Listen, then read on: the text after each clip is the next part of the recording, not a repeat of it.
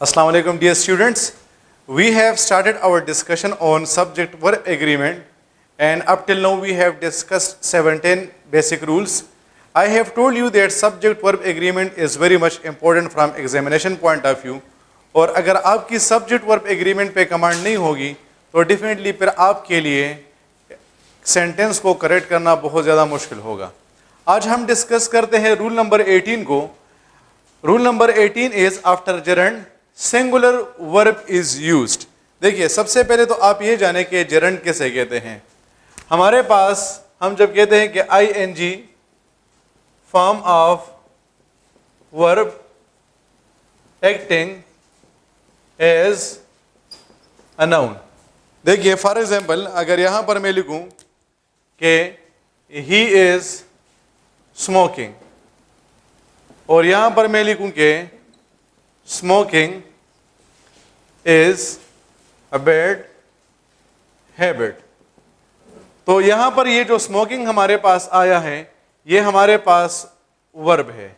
यहां पर ये जो स्मोकिंग हमारे पास आया है ये हमारे पास नाउन है.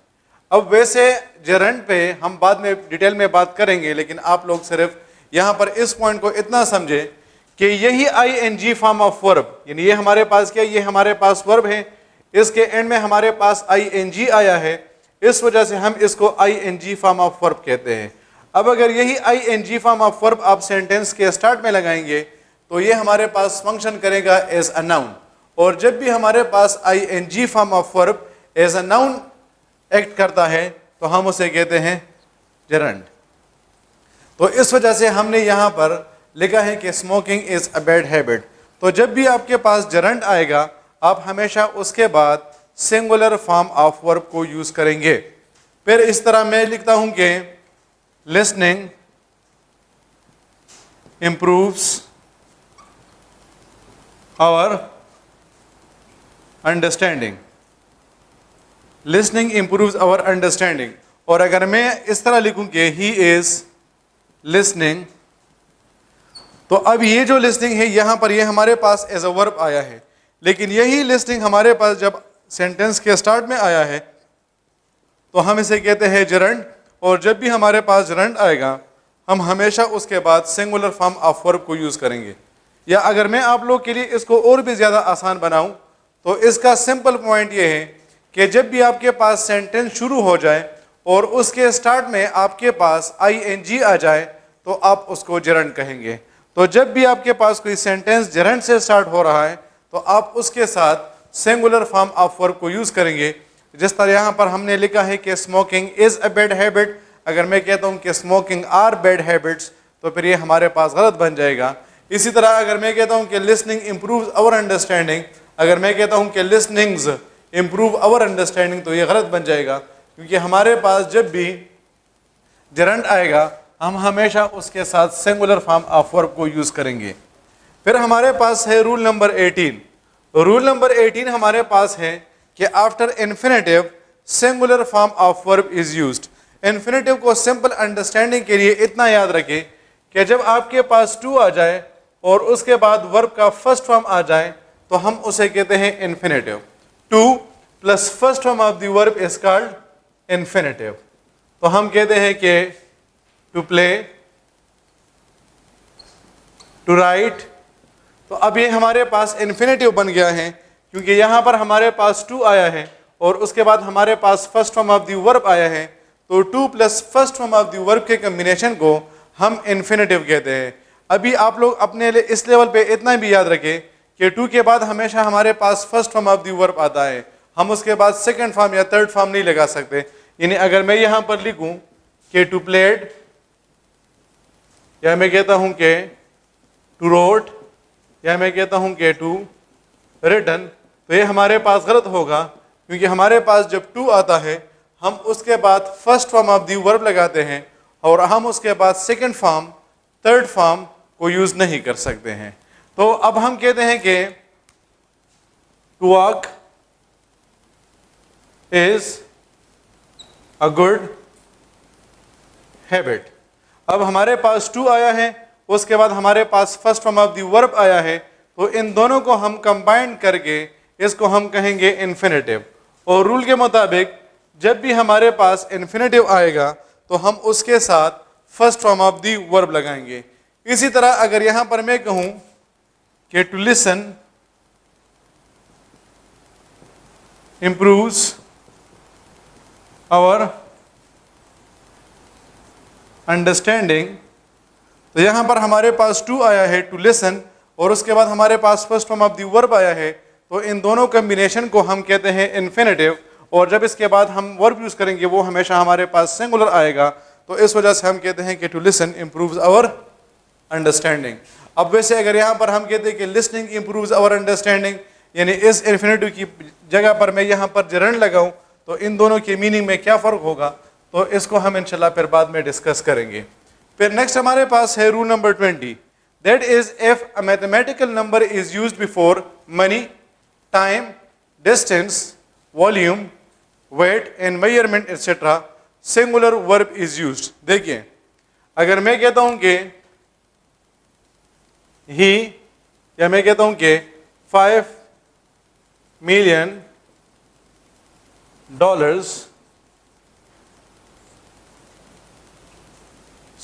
dash a huge amount, $5 million dash a huge amount। अब देखिए यहाँ पर हमारे पास मनी आया है, इन डॉलर्स हमारे पास क्या, ये हमारे पास मनी है। यहाँ पर हमारे पास मिलियंस भी प्लूरल है और डॉलर्स भी हमारे पास प्लूरल है, लेकिन इससे पहले हमने मैथमेटिकल नंबर को यूज़ किया है। मैथमेटिकल नंबर का सिंपल मतलब होता है 1 2 3। तो जब भी आपके पास money, time, distance, volume, weight और मेजरमेंट से पहले 1 2 3 आएगा तो आप उसके साथ सिंगुलर फॉर्म ऑफ वर्ब को यूज़ करेंगे। तो हम कहते हैं कि $5 million is a huge amount. अगर आप कहते हैं कि $5 million are a huge amount, तो आपका जो सेंटेंस होगा वो गलत कंसिडर होगा। इसी तरह मैं कहता हूँ कि टाइम, सही है, तो इस तरह मैं कहता हूं कि 15 minutes walk dash important for a healthy life। 5 minutes walk dash important for a healthy life। अब हमारे पास यहाँ पर आया है 15 हमारे पास एक मैथमेटिकल नंबर है, उसके बाद हमारे पास मिनट्स आया है, मिनट्स हमारे पास जो है वो टाइम है। तो जब हमारे पास टाइम आएगा और उससे पहले हमारे पास मैथमेटिकल नंबर आएगा तो हम उसके साथ सिंगुलर फॉर्म ऑफ वर्ब को यूज़ करेंगे। तो यहाँ पर मैं लगा लूँगा is important for a healthy life. इसी तरह अगर मैं कहता हूँ कि 2 hours discussion dash conducted, 2 hours discussion dash conducted। अब यहाँ पर हमारे पास 2 आया है, उसके बाद हमारे पास आवर्स आया है, आवर्स हमारे पास प्लूरल है और ये टाइम की निशानी है, तो इस वजह से हम इसके साथ सिंगुलर फॉर्म ऑफ वर्ब लगाएंगे। तो मैं लगा लूँगा 2 hours डिस्कशन वाज कंडक्टेड। फिर नेक्स्ट हमारे पास इसके बाद मैं आपको 1 2 3 एग्जाम्पल्स और भी देता हूँ ताकि आपकी इसके बारे में भी अंडरस्टैंडिंग क्लियर रहे। नेक्स्ट हमारे पास है डिस्टेंस। तो हमारे पास जब डिस्टेंस आएगा और उससे पहले हमारे पास नंबर आएगा, मैथमेटिकल नंबर आएगा, तो हम उसके साथ भी सिंगुलर फॉर्म ऑफ वर्ब को यूज़ करेंगे। यानी मैं कहता हूं कि 5 किलोमीटर्स डैश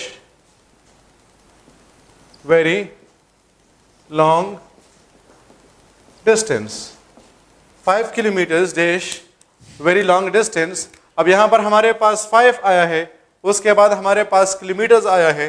किलोमीटर्स हमारे पास निशानी है किस चीज़ की, ये हमारे पास निशानी है डिस्टेंस की, इस वजह से हम इसके बाद सिंगुलर फॉर्म ऑफ वर्ब लगाएंगे। तो मैं कहता हूँ कि 5 kilometres is a very long distance. इसी तरह मैं कहता हूँ कि 12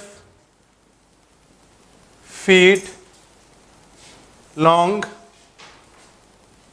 rod dash bought, a 12 feet long rod dash bought। अब यहाँ पर हमारे पास फीट क्या है, ये हमारे पास प्लूरल है, लेकिन इससे पहले हमारे पास 12 आया है, 12 हमारे पास नंबर है, इस वजह से हम इसके साथ सिंगुलर फॉर्म ऑफ वर्ब लगाएंगे। तो हम कहते हैं कि a 12 feet long rod was bought.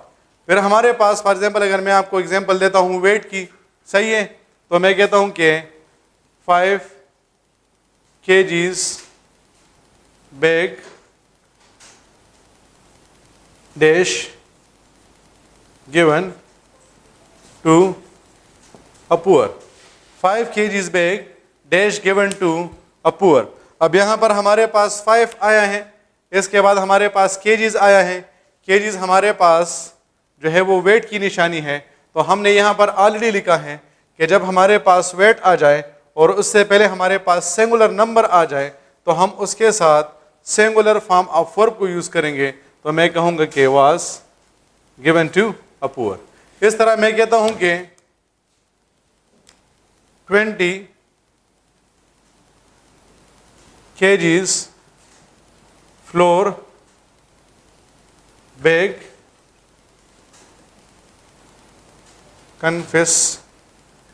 confiscated.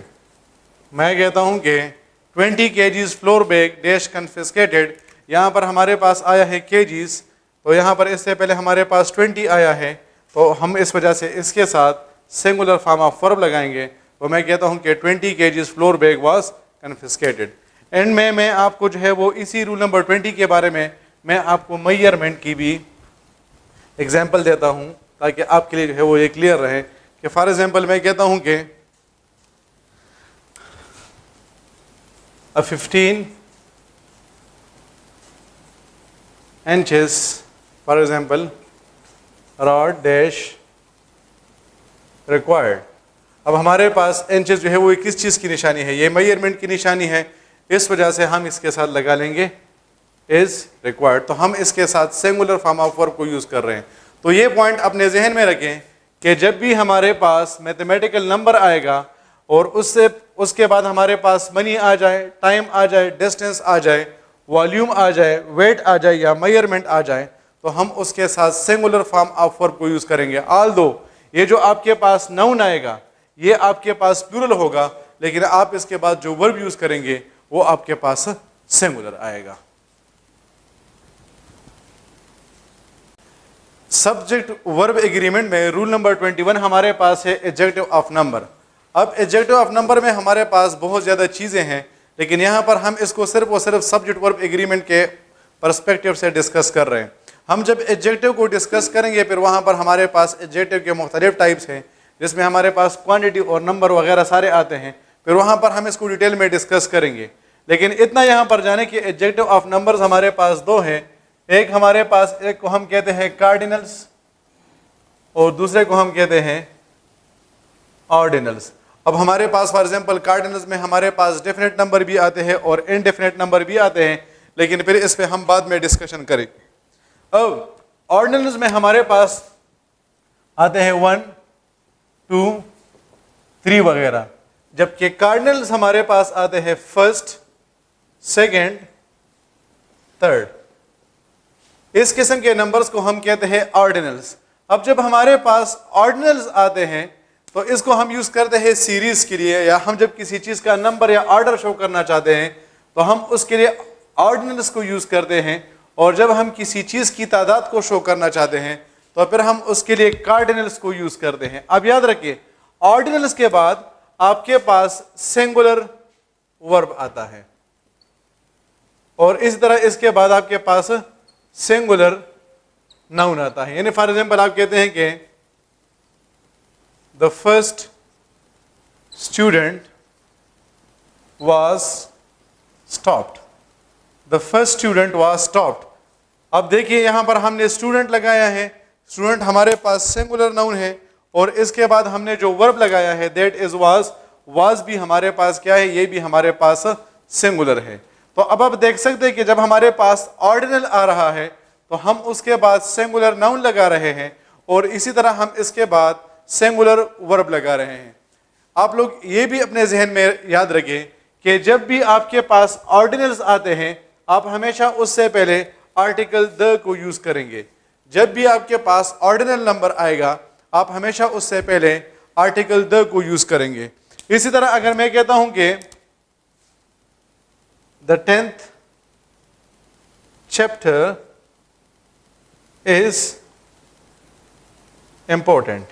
The 10th chapter is important. अब देखिए कि यहाँ पर हमारे पास आया है 10th. ये हमें क्या शो कर रहे हैं? ये हमें सीरीज शो कर रहे हैं. सीरीज का मतलब ये कि ये हमें ऑर्डर शो कर रहे हैं कि हम ले चैप्टर नंबर 1, नंबर 2, नंबर 3 की नहीं, बल्कि आप इस सीरीज में चले जाए और आपके पास जो चैप्टर नंबर 10 आ रहा है हम उसकी बात कर रहे हैं कि वो हमारे पास इंपॉर्टेंट है. अब आप देख सकते हैं कि 10th के बाद हमने जो नाउन लगाया है वो भी सिंगुलर है और इसके बाद हमने जो वर्ब लगाया है वो भी हमारे पास सिंगुलर है. इस तरह अगर मैं कहता हूं कि the 21st century is the century of science. The 21st century is the century of science. अब यहां पर हमने 21st लगाया है. इसके बाद आप देख सकते हैं कि हमने जो नाउन लगाया है दैट इज सिंगुलर और इसके बाद हमने जो वर्ब लगाया है वो भी हमारे पास सिंगुलर है. तो याद रखिए कि जब भी आपके पास ऑर्डिनल्स आएंगे आप उसके बाद सिंगुलर नाउन को यूज करेंगे और इसी तरह आप इसके बाद सिंगुलर वर्ब को यूज करेंगे. लेकिन हमारी जो ज्यादा डिस्कशन है वो कार्डिनल्स पे होने वाली है. हमारे पास जो कार्डिनल्स है जिसको हम 1, 2, 3, 100, 1000 वगैरह, ये हमारे पास क्या है? ये हमारे पास कार्डिनल है. अब याद रखिए कि जब आपके पास कार्डिनल्स आते हैं तो आप इसके बाद प्लूरल नाउन लगाते हैं. सिवाय 1 के आप क्या करते हैं? आप इसके बाद जो है वो प्लूरल लगाते हैं. यानी फॉर एग्जांपल मैं कहता हूं कि 1 बॉय कॉल्ड मी.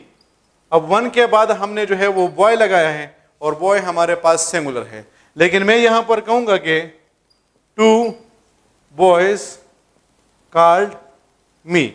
अब आप देखिए कि 2 के बाद यानी सिवाय 1 के हमारे पास जो भी कार्डिनल नंबर आएगा फिर हम उसके बाद प्लूरल नाउन को यूज करेंगे.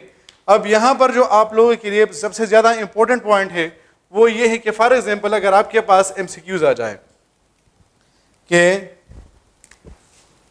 Dash seminar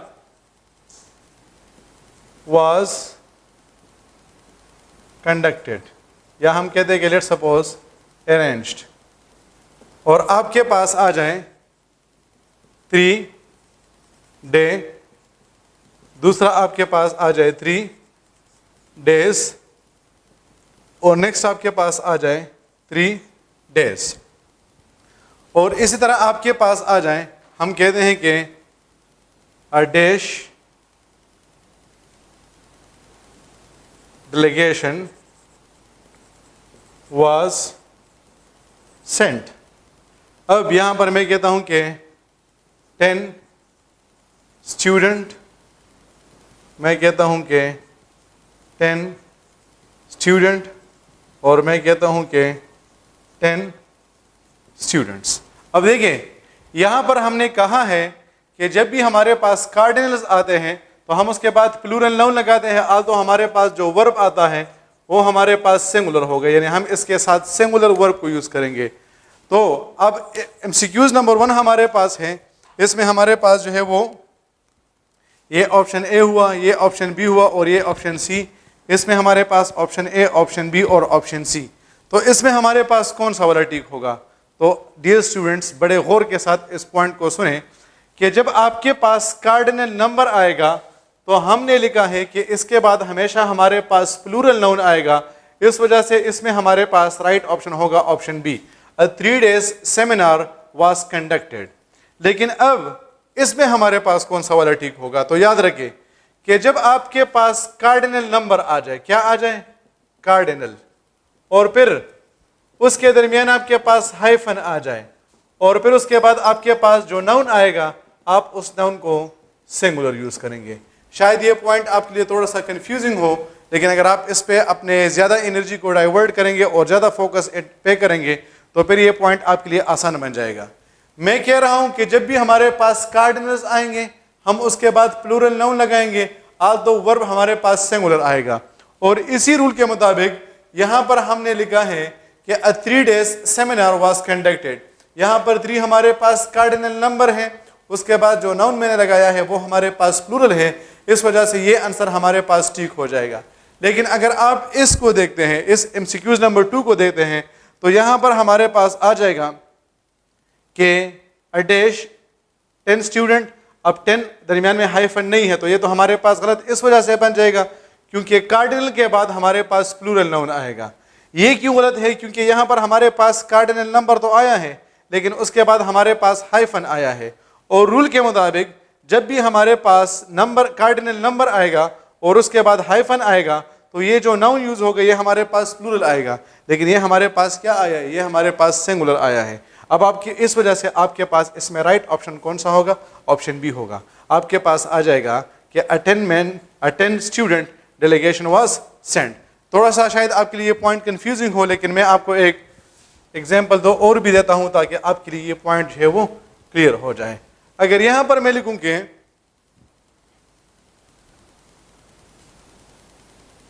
dash group was received, और हमारे पास इसी तरह मैं यहां पर भी लिखूं कि a dash group was received, यहां पर हमारे पास आ जाए 12 मैन, दूसरा हमारे पास आ जाए 12 मेन, और यहाँ पर हमारे पास आ जाए 12 मेंस, और यहाँ पर हमारे पास आ जाए 12 मेंस।